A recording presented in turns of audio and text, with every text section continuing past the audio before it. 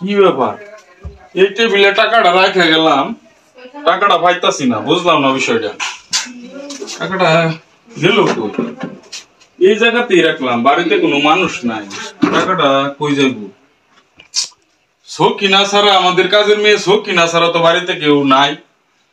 আমার বউ গেল বেড়াইতে, সকিনারে ডাক দিয়া দেখি তো সকিনা নিছে কিনা। সকিনাই নিছে টাকাটা।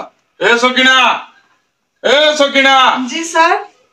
এ আসো তো, একটু এদিকে আসো, এদিকে আসো। জি স্যার, আসতেছি। আচ্ছা, এখানে আমি টাকা রাখছিলাম। আমার বাড়িতে তো তুমি ছাড়া আর আমি ছাড়া কেউ কোনো লোক নাই বাড়তি। তোমার বাবিও তো গেছে, বেড়াইতে গেছে। এখন টাকাটা তো তুমি ছাড়া আর কেউ নেওয়ার কথা না।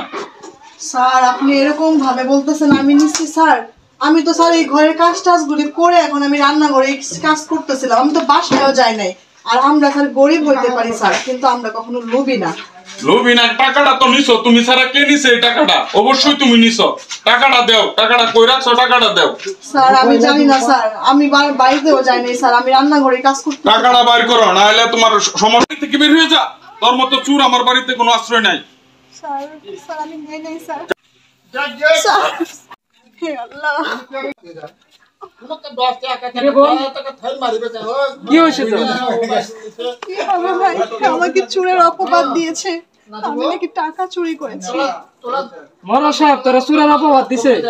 হ্যাঁ ভাইয়া। মরা সাহেব, এ কি হয়েছে? না কেরসাস আমি সিডা। আপনি আমার বোনকে কিসের অপবাদ দিয়েছেন? আপনি আমার বোনকে চুরির অপবাদ দিয়েছেন কেন? তোর বোন টাকা চুরি করছে।